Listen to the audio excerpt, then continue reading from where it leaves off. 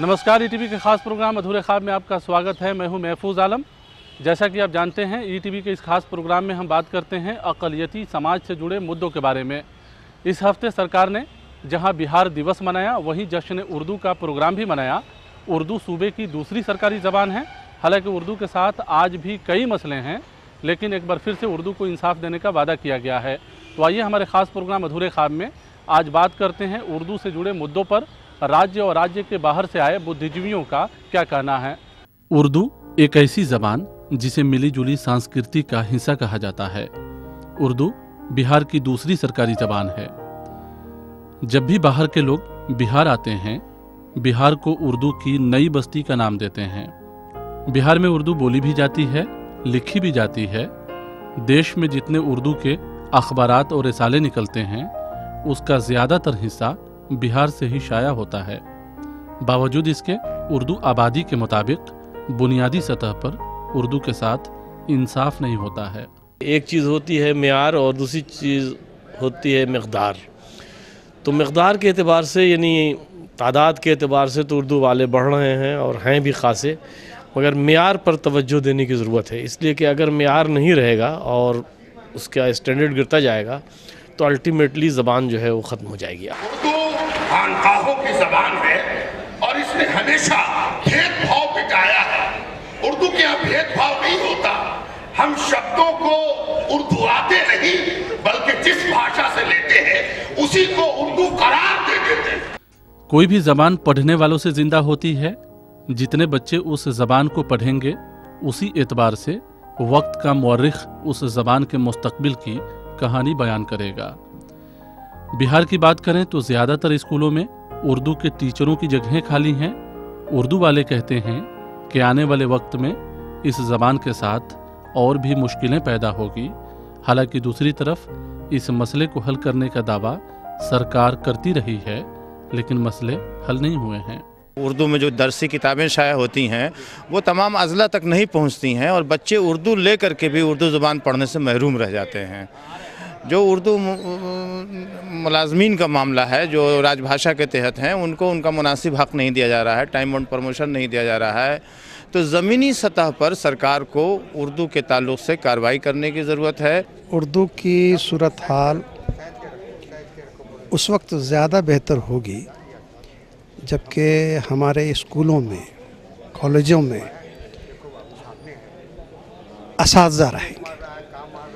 आप देखिए आदाद शुमार उठा करके कि बहुत सारे प्राइमरी स्कूल्स हैं, मिडिल स्कूल्स हैं, वहाँ असातिज़ा नहीं है। असातिज़ा बहाल किए जा रहे हैं, उसमें पेच पड़ रहा है।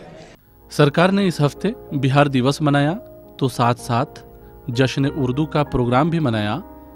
2 दिनों तक चलने वाले इस प्रोग्राम में राज्य और राज्य से बाहर से आए उर्दू की नामचीन हस्तियों ने शिरकत की।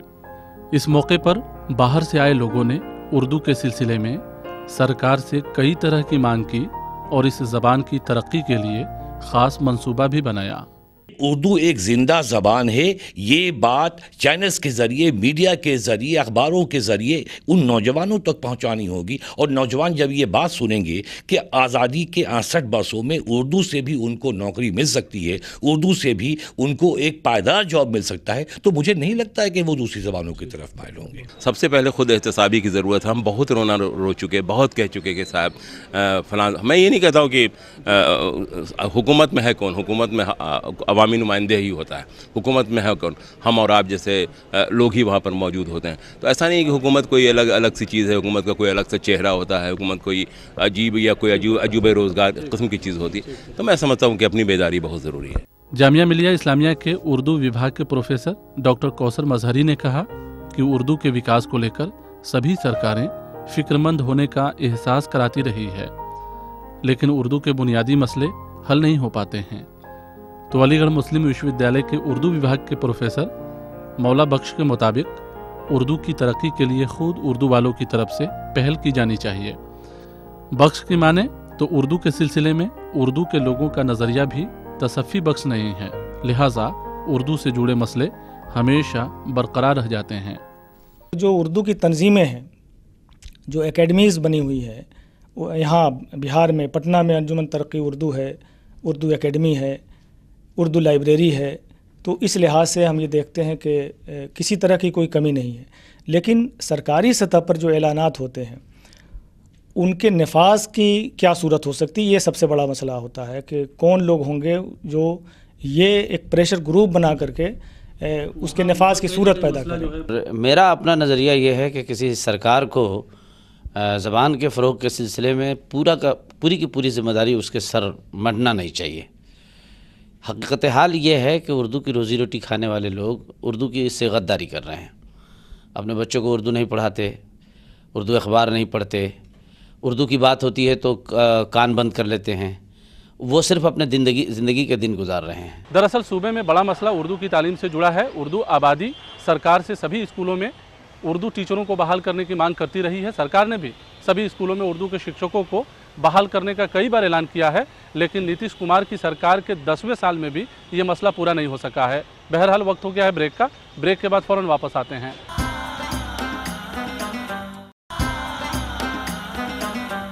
ब्रेक के बाद एक बार फिर से आपका स्वागत है। हम बात कर रहे हैं उर्दू और बिहार सरकार की तरफ से आयोजित की गई जश्न उर्दू प्रोग्राम के बारे में। उर्दू वाले खुश हैं कि पिछले 2 सालों से सरकार उर्दू के नाम पर जश्न मना रही है, लेकिन इस बात पर वो अफसोस भी करते हैं कि उर्दू का मसला आज भी हल नहीं हुआ है, जबकि इस सिलसिले में तमाम पार्टियां सियासत करती रही है। सरकार की तरफ से आयोजित की गई जश्न उर्दू के प्रोग्राम का कुछ लोगों ने विरोध भी किया। पूर्व MLA अख्तरुल ईमान के मुताबिक सरकार उर्दू के मामले में डंडीमारी करती रही है और लोगों को खुश करने के लिए जश्न उर्दू का प्रोग्राम मनाती है। तो वहीं इलाहाबाद से आए उर्दू के प्रोफेसर अली अहमद फातमी के मुताबिक इस तरह के प्रोग्रामों से उर्दू के मसले को करीब से जानने का मौका मिलता है और ऐसे मौक़ों पर उर्दू के मसले के सिलसिले में सरकार की तवज्जो आसानी से दिलाई जाती है। उर्दू के नाम पर नौकरियां छीनी जा रही हैं, उर्दू किताबें बच्चों को मैसर नहीं हो रही हैं, उर्दू टीचरों की बहाली नहीं हो रही है। 34,500 के ज़ुमरे में 12,862 टीचरों में से 10,000 टीचरों के गर्दनों पर तलवार चला दी गई।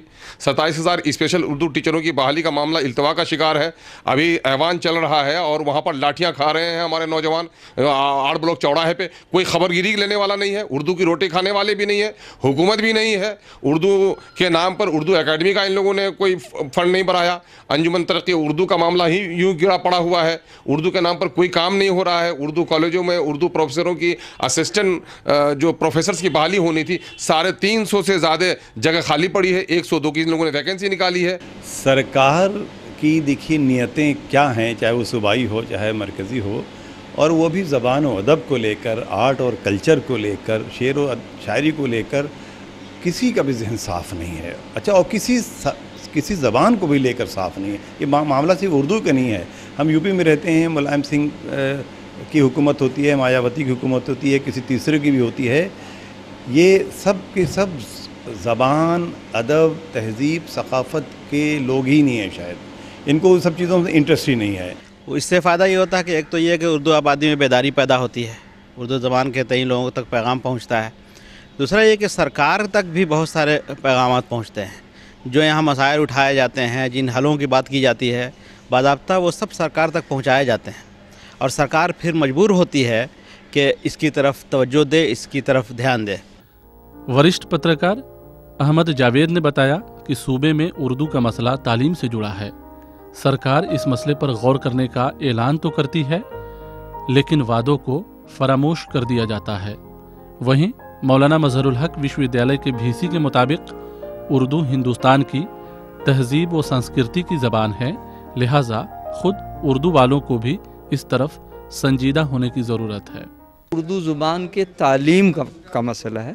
उर्दू ज़ुबान के तालीम के लिए जो असातिज़ा की बहाली है, बेशुमार जगहें खाली हैं। 27,000 जगहें तो ख़ुद सरकार ने अनाउंस किया, लेकिन उसकी अभी तक तकर्री नहीं हुई और मज़ीद चंद बरसों में और 27,000 जगहें खाली हो गई होंगी या हो जाएंगी। तो वो एक टाइम बाउंड निज़ाम हो कि जैसे ही जगह खाली हो बहाल हो जाए। पहले होता था, पहले का निज़ाम था, पैनल तैयार रहता था। जो उर्दू ज़ुबान है उसकी अपनी जो शीरीनी है, अपनी मिठास है, उसके साथ उसको अगर आप नहीं मेंटेन कीजिएगा तो अल्टीमेटली ज़बान नहीं रहेगी।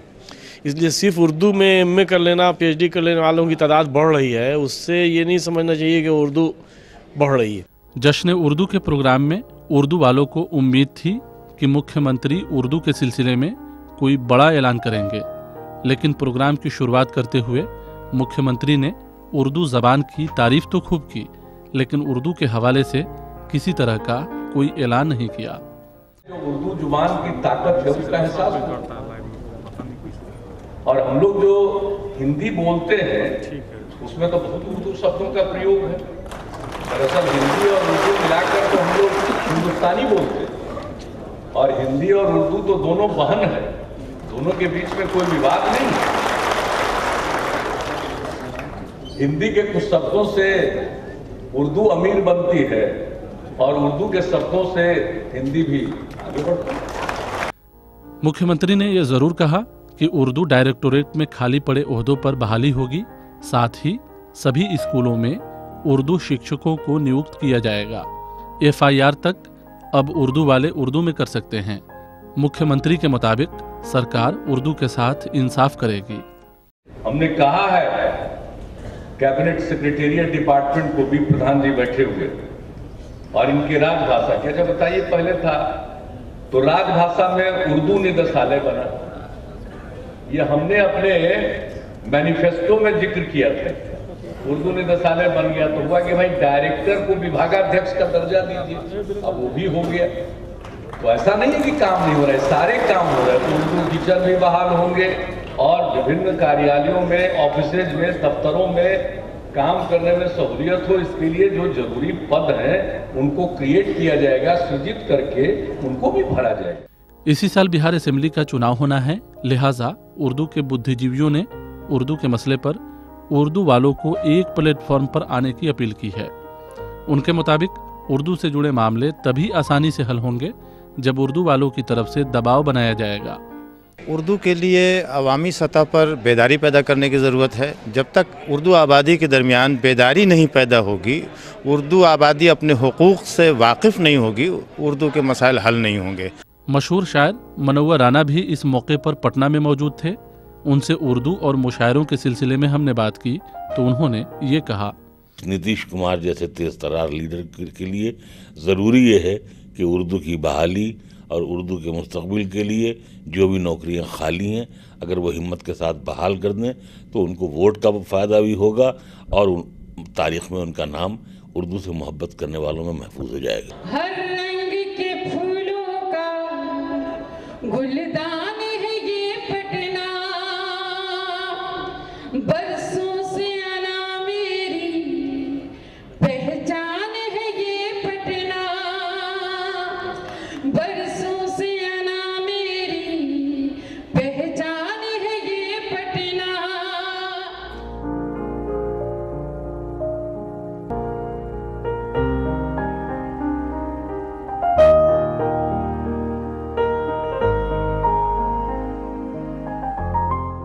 जश्न उर्दू प्रोग्राम के मौके पर मुशायरा भी हुआ और उर्दू से जुड़े कई मुद्दे सामने आए। बुद्धिजीवियों ने सरकार से उर्दू के मसले पर गंभीर पहल करने की अपील की है, वहीं उर्दू वालों को भी इस तरफ तवज्जो देने की गुजारिश की है। बुद्धिजीवियों के मुताबिक बिहार उर्दू की नई बस्ती के तौर पर आबाद हो रहा है। सरकार इस ज़बान पर थोड़ी सी तवज्जो दे दे तो बिहार देश के नक्शे पर अव्वल मुकाम हासिल कर सकता है। बहरहाल वक्त हो गया है ब्रेक का, ब्रेक के बाद फ़ौरन वापस आते हैं।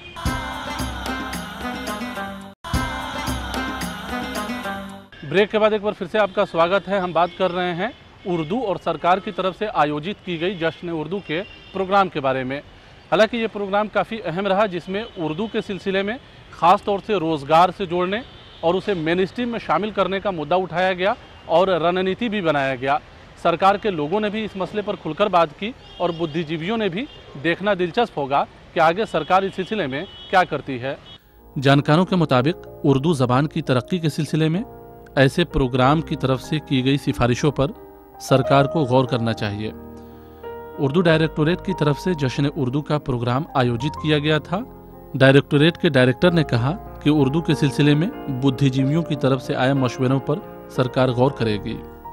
इसको हम लोग सरकारी तौर पर कैसे हल कर सकते हैं, अगर इसकी कोई तजवीज़ सामने आती है तो हम लोग इसका एक प्रोसीडिंग्स बनाकर और अपने सरकार तक पहुंचाएंगे और सरकार इस पर गौर करेगी और फैसला लेगी कि इसको अमली जामा कैसे पहनाया जाए। उधर उर्दू अकादमी के पूर्व सेक्रेटरी मुश्ताक अहमद नूरी के मुताबिक उर्दू को चुनावी मैनिफेस्टो का हिस्सा तो बनाया जाता है, लेकिन अमली तौर पर सरकार उस जबान को लागू कराने के सिलसिले में किसी तरह की कोई कोशिश नहीं करती है।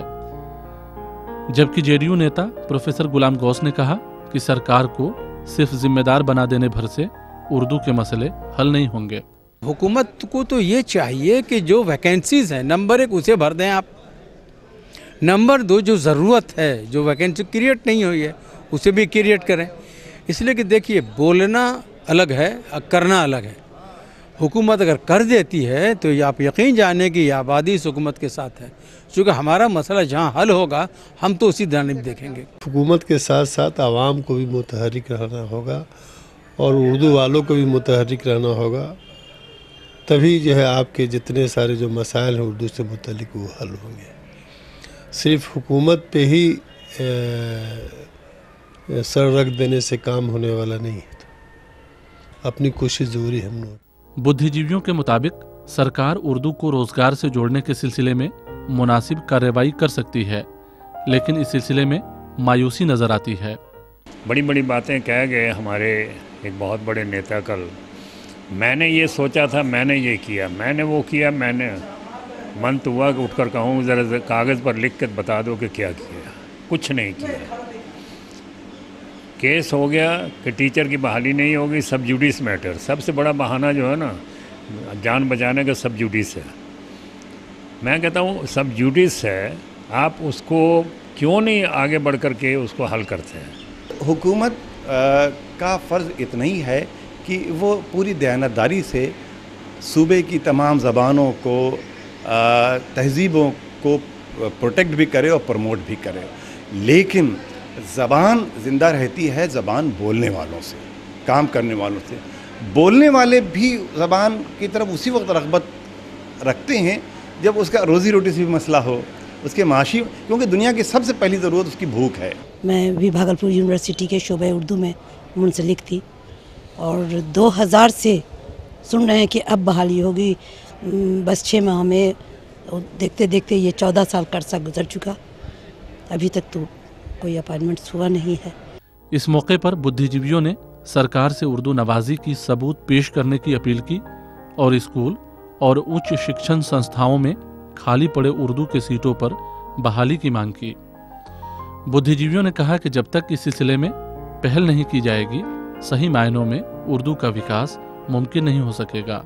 इसमें एक अहम पहलू है कि हम जो चीज़ खरीदते हैं उसका इश्तिहार उर्दू में भी कंपनियां देने पर मजबूर हों। अगर हम ये तय कर लें कि जिन कंपनियों का इश्तिहार उर्दू में नहीं है, हम उनकी प्रोडक्ट को नहीं खरीदेंगे।